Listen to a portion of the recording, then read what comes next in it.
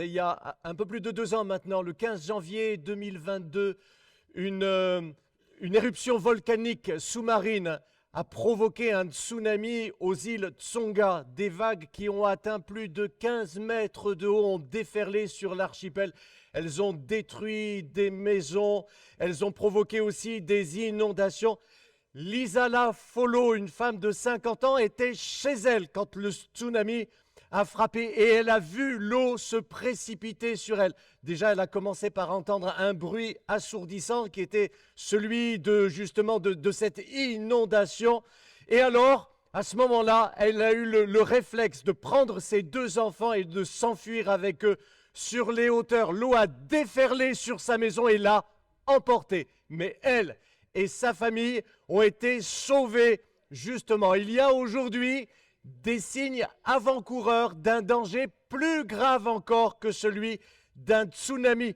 L'Écriture nous annonce une lame de fond de méchanceté qui arrive sur le monde. L'Écriture nous annonce un raz-de-marée de révolte contre Dieu pour la fin des temps. Les chrétiens appellent cet événement l'apostasie. C'est le sujet de mon message. Question, qu'est-ce que c'est l'apostasie? Y aura-t-il une apostasie avant le retour de Jésus-Christ? Pour répondre à ces 2 questions, ma méthode sera de m'en tenir au texte clair de l'Écriture, les textes explicites. J'ai 2 raisons pour ça. D'abord, pour faire tenir mon enseignement dans le format d'une prédication d'à peu près une demi-heure. Je n'ai pas le temps de considérer les paraboles, le livre de Daniel et le livre de l'Apocalypse. Deuxièmement, plus important que cela, parce qu'en réalité, ce n'est pas une question tellement de durée de la prédication, c'est une règle de bon sens. On va maintenant poser la base de l'enseignement de la parole de Dieu, c'est ce qu'on appelle la doctrine. Et ça, on ne peut le faire qu'à partir des textes clairs, explicites de l'Écriture. On étudiera l'Apocalypse une autre fois. Mais il y a là une règle pour l'interprétation de la parole de Dieu. On interprète les textes symboliques à partir des textes clairs et pas l'inverse, sinon on leur ferait dire n'importe quoi. Alors pour commencer, on va regarder comment Jésus et les apôtres ont parlé en termes clairs de la fin des temps. Et voici tout d'abord le tableau que notre Seigneur Jésus dresse de la fin des temps. C'est dans l'Évangile selon Matthieu, chapitre 24, versets 3 à 14. Les disciples vinrent en privé lui poser cette question. Dis-nous, quand cela arrivera-t-il et quel sera le signe de ton retour et de la fin du monde? Jésus leur répondit, faites bien attention que personne ne vous égare. En effet, beaucoup viendront sous mon nom et diront, c'est moi qui suis le Messie. Et ils tromperont beaucoup de gens. Vous entendrez parler de guerre et de menaces de guerre. Ne vous laissez pas effrayer, car il faut que ces choses arrivent. Cependant, ce ne sera pas encore la fin. Une nation se dressera contre une nation, et un royaume contre un royaume. Et il y aura en divers endroits des famines, des pestes et des tremblements de terre. Tout cela sera le commencement des douleurs. Alors, on vous livrera à la persécution, et l'on vous fera mourir. Vous serez détestés de toutes les nations à cause de mon nom. Beaucoup trébucheront alors, et ils se trahiront, se détesteront les uns les autres. Beaucoup de prétendus prophètes surgiront et ils tromperont beaucoup de gens. À cause de la progression du mal, l'amour du plus grand nombre se refroidira, mais celui qui persévérera jusqu'à la fin sera sauvé. Cette bonne nouvelle du royaume sera proclamée dans le monde entier pour servir de témoignage à toutes les nations. Alors viendra la fin. Et si vous avez bien écouté, vous vous êtes rendu compte que ici, le Seigneur nous a donné un ordre chronologique des événements de la fin des temps. Les signes immédiats de son retour, les signes imminents de son retour ne seront pas les guerres, les menaces de guerre, les épidémies, les famines ou les tremblements de terre, Jésus nous dit que ces choses ne seront que le commencement des douleurs. Non, les signes de l'imminence de son retour seront ce qui viendra après ce que Jésus appelle le commencement des douleurs. Et au verset 9, Jésus va introduire la présentation de ces signes maintenant de l'imminence de son retour avec le mot « alors », c'est-à-dire après le commencement des douleurs. Et là, il énumère d'autres signes. La persécution, le fait que beaucoup de gens seront trompés par des faux prophètes. Et il termine avec les signes ultimes de son retour, la progression du mal et le fait aussi que l'amour du plus grand nombre se refroidira. Est-ce que vous avez remarqué en particulier, vous, mesdames, ici, Jésus nous présente l'ordre chronologique des événements à travers une image, celle d'un accouchement. Comment, en quelque sorte, l'histoire du monde va accoucher du royaume de Dieu. Il y a d'abord le commencement des douleurs qui sont comme les premières contractions. Et puis il y a la montée vers la crise finale. Et enfin, la délivrance. Le défi dans cette période difficile sera de persévérer jusqu'au bout. Et ça fera la différence entre ceux qui tomberont, ceux qui échoueront et ceux qui seront sauvés. La bonne nouvelle sera proclamée en témoignage dans le monde entier. Alors c'est vrai qu'il y a déjà un tableau bien sombre des événements là qui doivent arriver, mais il y a aussi une touche de lumière. Cette touche de lumière, c'est que l'évangile sera prêché dans le monde entier. Alors viendra la fin. Ah, on y voit déjà un petit peu plus clair sur notre sujet. Maintenant, on progresse. La fin du monde telle qu'elle est décrite par Pierre, en tout cas les événements de la fin du monde. 2 Pierre chapitre 3, versets 3 et 4. Sachez avant tout que dans les derniers jours viendront des moqueurs. Ces hommes vivront en suivant leurs propres désirs et diront « Où est la promesse de son retour ?» En effet, depuis que nos ancêtres sont morts, tout reste dans le même état qu'au début de la création. On cherchera donc à tourner la foi en ridicule et en particulier cette promesse faite maintenant il y a 2000 ans du retour de Jésus-Christ. Alors c'est vrai que 2000 ans, ça fait beaucoup. Et l'Église attend toujours la promesse et son accomplissement. Et ça en fait rire plus d'un, mais ça c'est pas nouveau. Déjà, sur les murs, l'un des murs de mon université, il y avait un tag « Au secours, Jésus revient !» pour se moquer de notre espérance et en même temps pour dire que surtout il ne voulait plus entendre parler de la foi. On continue avec le tableau de la fin des temps maintenant que brosse l'apôtre Paul dans ses lettres. 1 Timothée chapitre 4 versets 1 et 2.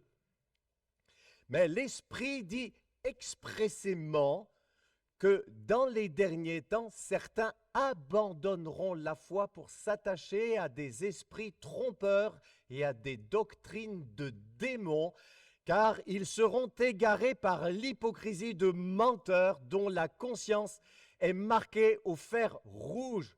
Sache, ça c'est la suite. Le verbe traduit par abandonner la foi vient du mot grec apostasis, qui signifie action de s'éloigner, défection, désertion.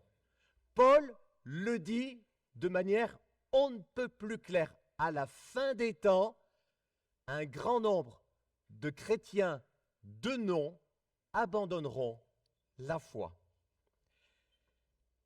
Maintenant, dans la deuxième lettre de Paul à Timothée, on y arrive, chapitre 3, versets 1 à 5. Sache que dans les derniers jours, il y aura des temps difficiles, car les hommes seront égoïstes. Je continue, amis de l'argent, vantards, orgueilleux, blasphémateurs, rebelles à leurs parents, ingrats, impies, insensibles, implacables, calomniateurs, violents, cruels, ennemis du bien, traîtres, emportés aveuglés par l'orgueil, amis du plaisir plutôt que de Dieu. Ils auront l'apparence de la piété, mais renieront ce qui en fait la force. Est-ce que vous voyez que tout cela est cohérent? En particulier avec la parole de Jésus, l'amour du plus grand nombre se refroidira.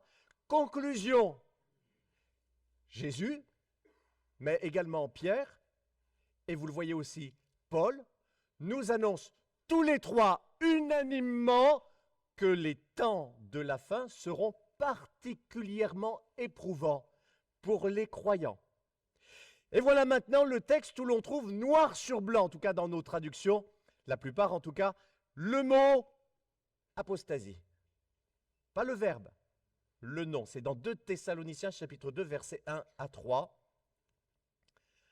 En ce qui concerne le retour de notre Seigneur Jésus-Christ et notre rassemblement auprès de lui, nous vous le demandons, frères et sœurs, ne vous laissez pas facilement ébranler dans votre bon sens, ni troubler par une révélation, par une parole ou par une lettre qui semblerait venir de nous, comme si le jour du Seigneur était déjà là. Que personne ne vous trompe d'aucune manière. En effet, il faut que l'apostasie arrive d'abord et qu'apparaisse l'homme de péché, le fils de la perdition. L'apostasie.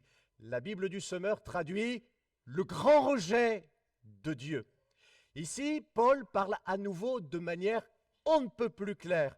Ce n'est pas une vision à interpréter qu'il nous présente ici, mais il dit de façon explicite ce qui va se passer.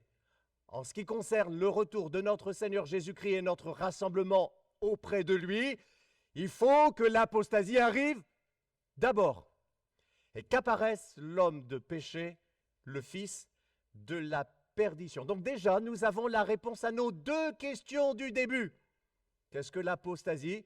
C'est le grand rejet de Dieu, la perte de la foi dans les temps de la fin. Et y aura-t-il cette apostasie avant le retour de Jésus? Eh bien évidemment, la réponse est oui.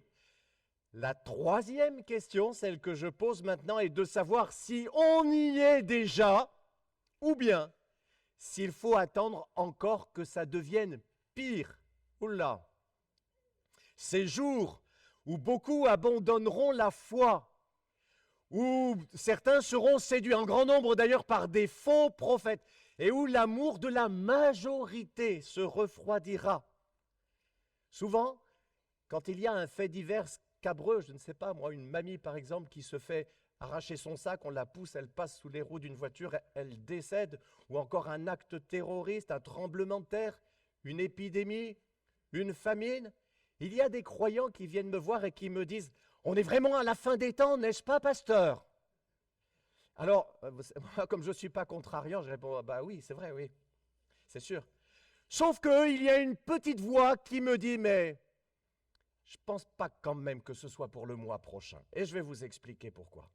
C'est parce qu'il doit arriver, malgré tout ce qui arrive déjà, c'est déjà pas mal, vous allez me dire, quelque chose de pire encore. Oula! On est entré dans la fin des temps. Évidemment, les mots de Jésus, le mal augmentera. Ça nous parle. Je donne un exemple. Nous, les chrétiens, vous savez, nous dénonçons toutes les formes de violence, qu'elles soient physiques ou psychologiques à l'égard des personnes. Et nous dénonçons entre autres la violence ou la haine à l'égard des personnes homosexuelles. On est d'accord. Mais ça ne nous empêche pas d'avoir les yeux ouverts. Dans les années 90 et même avant déjà, il y a eu une stratégie délibérée, un lobbying pour changer la norme de la société à ce sujet. Ça a fonctionné. Ça a commencé, je ne suis pas complotiste, mais il y a eu un vrai lobbying. Ça a commencé avec l'apparition dans les séries télé dans les années 80-90 du personnage du bon copain homo. On n'est pas naïf pour voir qu'on est en train de nous refaire exactement le même coup avec le personnage trans. Et pourtant, nous, les chrétiens, on est contre la haine, le rejet, la violence vis-à-vis de toute personne, quelle qu'elle soit, c'est clair. Mais je pose la question, mes amis, on est entre nous. Est-ce que c'est juste ça, l'apostasie? Le rejet par la société des normes de la parole de Dieu, une époque où beaucoup perdent la foi, ce qui est déjà le cas. Réponse. Oui, c'est ça, mais il manque encore quelque chose qui va avec l'apostasie, quelque chose, ou plutôt quelqu'un. Celui qui va mener l'apostasie à son comble. Comme dit Paul, car il faut qu'apparaisse l'homme de péché, le fils de la perdition. L'expression « le fils de la perdition », c'est une manière orientale de dire celui qui s'en va à sa perte. Paul l'appelle dans les passages qu'on a lus successivement l'homme de péché, le fils de la perdition, l'adversaire qui s'élève contre tout ce qu'on appelle Dieu ou qu'on adore, et aussi, au verset 8, l'impie. L'impie, ça signifie l'être méchant, ou bien encore l'homme de la révolte. Il y a donc un autre mot qui va avec celui d'apostasie. Et Paul nous met déjà sur la piste en parlant de celui qu'il appelle l'adversaire. Mais ce n'est pas Paul, c'est Jean, l'apôtre, qui lui donne son nom le plus connu. Donc, maintenant, après Jésus, après Pierre, après Paul, on ne passe pas à Jacques, mais à Jean. 1 Jean, chapitre 2, verset 18. Petits enfants, c'est la dernière heure. Vous avez appris que l'Antichrist vient. Or, déjà maintenant, il y a plusieurs antichrists. Par là, nous reconnaissons que c'est la dernière heure. C'est ainsi que apostasie rime avec antichrist.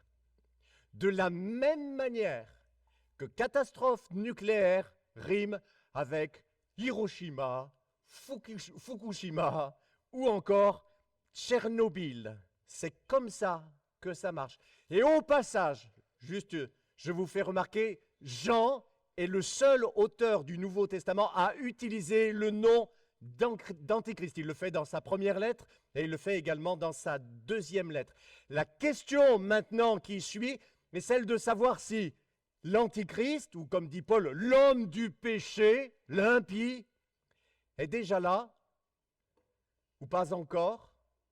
Est-ce qu'il faut l'attendre?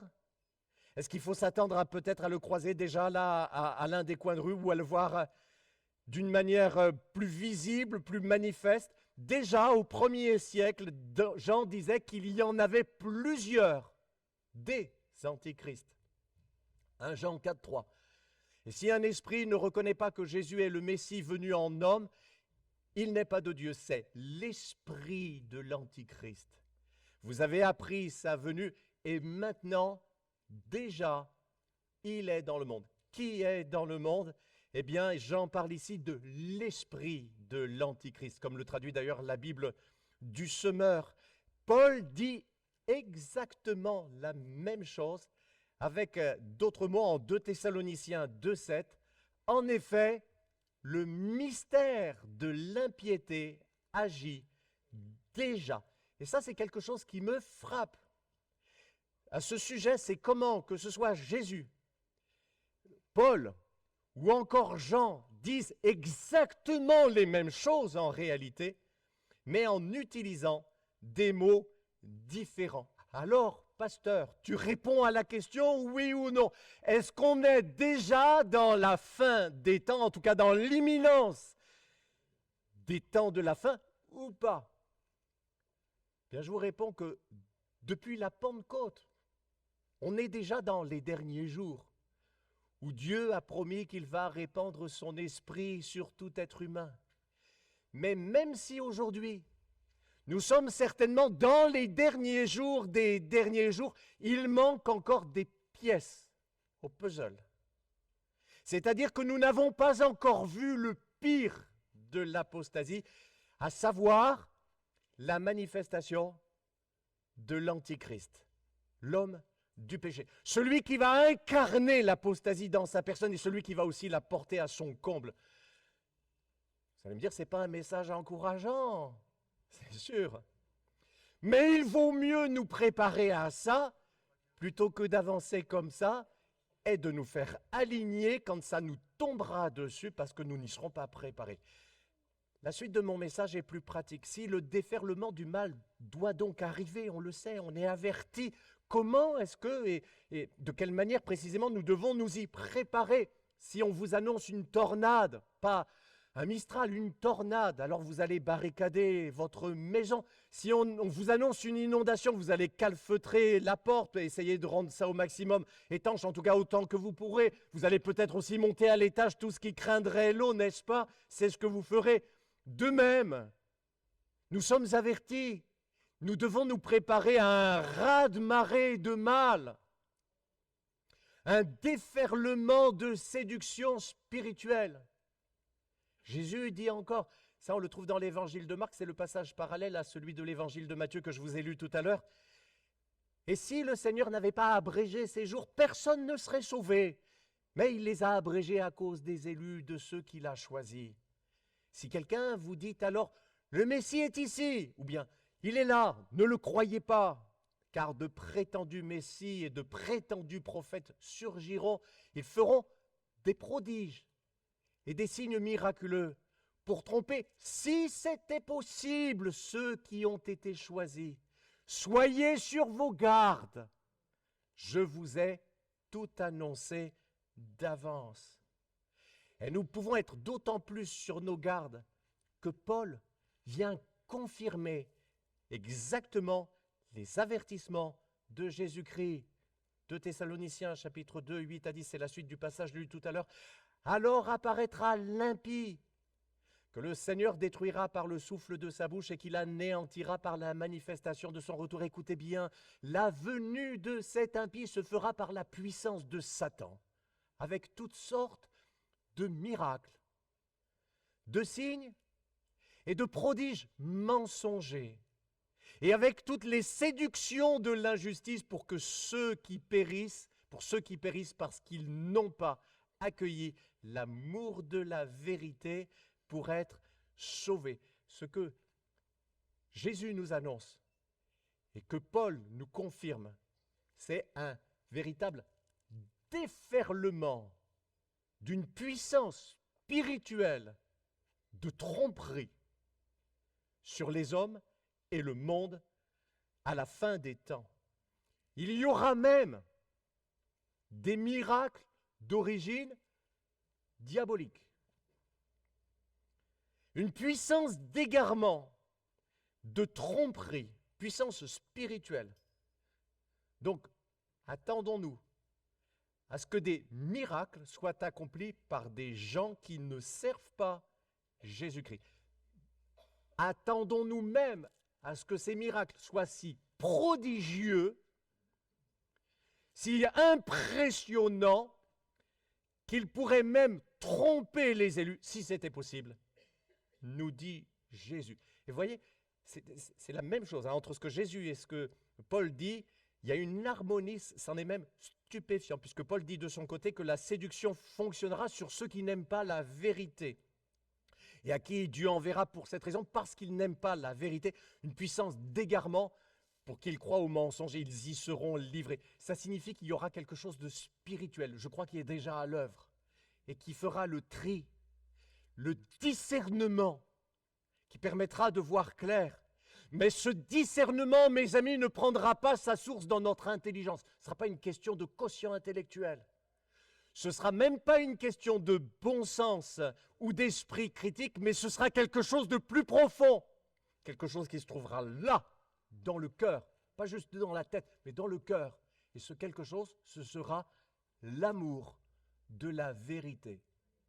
Et là, que ce soit les surdoués ou ceux qui ont fait 3 mois à l'école et pas plus, on est tous au même niveau.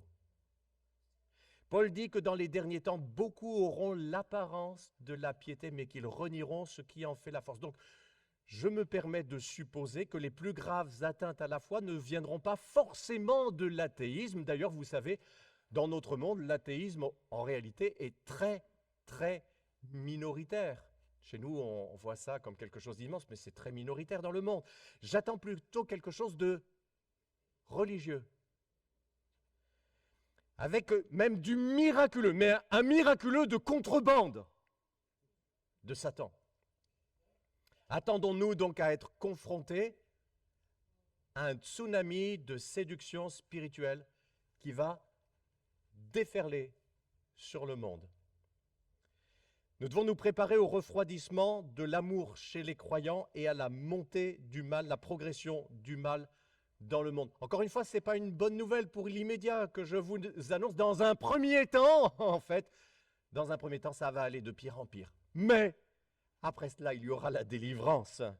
Ce qui est inquiétant, les amis, ce qui doit attirer notre attention là où ça doit vraiment nous réveiller, c'est que alors que le danger spirituel va augmenter, la capacité d'éveil et de discernement des chrétiens va diminuer. À cause de la progression du mal, l'amour du plus grand nombre se refroidira. Et l'amour de la vérité sera précisément aussi la manière de ne pas tomber dans le panneau. Ça devrait être le contraire, oui ou non? Quand le mal augmente, on se tient encore plus en alerte. On se réveille quand le danger s'approche. Mais en réalité, ce qui va se passer, peut-être, ce qui se passe déjà, c'est l'inverse.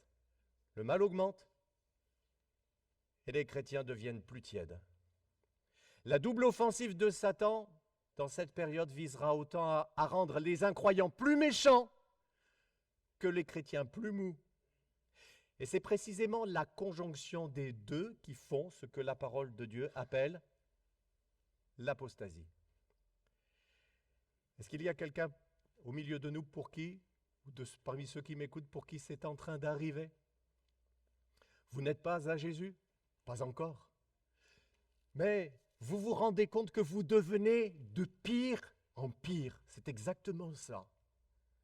En fait, vous êtes entraîné par un courant spirituel qui est bien plus grave, bien plus fort, bien plus dangereux que les chutes du Niagara. Ou alors vous êtes chrétien. Je sais que je parle à quelqu'un ce matin. Mais vous n'avez même pas l'envie et vous n'avez pas la force de mener une vie chrétienne, comment dire, consistante. De vous tenir en éveil, de veiller, de prier. Non, vous n'avez plus la force, vous n'avez pas l'envie non plus. Pourquoi, à votre avis? Réfléchissez, pourquoi? C'est la même puissance spirituelle qui est à l'œuvre. Le mystère de l'impiété agit déjà. Ce courant spirituel veut vous inspirer, vous aussi, mon frère, ma chère sœur. Et nous sommes avertis que beaucoup de cadavres flottants se trouveront en bas des chutes à la fin de l'histoire. Mon message, c'est un message urgent. Appelez-le comme vous voulez, doctrinal, prophétique, tout ce que vous voudrez, mais c'est un message pour l'Église et pour l'humanité tout entière. Nous arrivons au moment fatidique de l'histoire du monde. Dites-moi, quand il y a l'alerte à un tsunami qui retentit, normalement, on ne va pas faire la sieste, jamais. Mais justement, c'est précisément à ce moment-là que l'engourdissement spirituel saisit de plus en plus de chrétiens. Et je vous dis que ça vient de l'adversaire. Il veut neutraliser votre discernement spirituel, votre vigueur spirituelle également, votre capacité de réaction. Secouons-nous, les amis, réveillons-nous, parce que déjà les nuages noirs arrivent et l'orage va éclater bientôt. Réveille-toi, toi qui dors. Relève-toi d'entre les morts et Christ t'éclairera. Ensuite, je passe rapidement, mais je ne pense pas qu'avec la venue de l'Antichrist, nous échapperons à la persécution. C'est pourquoi, comme dit Pierre, nous devons nous armer de la pensée de souffrir. Et quand nous aurons mis en pratique toutes ces dispositions intérieures dont je vous parle pour nous tenir en éveil, pour nous préparer, le mieux, vous savez quoi? Ce ne sera pas d'attendre comme ça, en nous blindant ou en tremblant, je ne sais pas. Le mieux, ce sera de prier pour avoir la force d'échapper à tous ces dangers, mais le mieux, ce sera aussi, encore, de partir à les sauver ceux qui sont perdus, ceux qui sont encore dans les ténèbres, ceux qui ne sont pas prêts. Vous savez, comme cette mère de famille qui a attrapé ses 2 enfants pour leur dire « Allez hop, et qui les a amenés avec elle vers le salut sur les hauteurs. Vous savez, ceux qui ne sont pas à Jésus-Christ sont comme anesthésiés spirituellement, justement par l'esprit de l'Antichrist. C'est ce que la Bible dit quand les hommes diront paix et sécurité. Alors une ruine soudaine fondra sur eux comme les douleurs de la femme, sur la femme enceinte. Ils n'y échapperont pas. C'est pour ça que nous devons aller sauver les perdus. Et peut-être que parmi eux, il y a aussi nos propres enfants qu'il faut prendre par la main, justement. Mais il y a également le monde entier qui doit entendre la bonne nouvelle. C'est comme cela que l'œuvre missionnaire sera en quelque sorte le plus grand accélérateur pour abréger les jours de détresse selon les mots de Jésus. Et en même temps, ce sera le moyen d'y apporter quelques consolations par le salut d'un grand nombre de personnes. Après avoir parlé de ceux qui se moqueront sur le fait qu'on attend toujours le retour de Jésus, Pierre ajoute: le Seigneur ne tarde pas dans l'accomplissement de la promesse, comme certains le pensent. Au contraire, il fait preuve de patience envers nous, voulant qu'aucun ne périsse, mais que tous parviennent à la repentance. Le jour du Seigneur viendra comme un voleur. Attendez et hâtez la venue du jour de Dieu. Comment hâter la venue du jour de Dieu? En faisant retentir l'évangile jusqu'au bout du monde. Alors, dit Jésus, et alors seulement viendra la fin. Amen. Comme disait le poète et chanteur à la fois, je vois les nuages venir au loin, venant vers moi. Il me faut trouver un abri avant la tempête. Je me tourne vers toi, Seigneur, car je peux compter sur toi. Je sais qu'en toi, je trouverai un amour parfait. Toi, mon seul abri, ma sécurité, tu es mon refuge au cœur du danger. Dans l'adversité, s'il faut se cacher, toi, Seigneur, tu es mon seul abri. Nous avons été heureux de vous proposer ce message. Déjà, s'il vous a plu, n'hésitez pas à le liker, voire à laisser un commentaire. Ça permettra à la vidéo de rayonner davantage auprès des autres utilisateurs. Aussi, abonnez-vous à notre chaîne. Ça vous permettra de bénéficier en continu du reste de nos programmes. Que Dieu vous bénisse.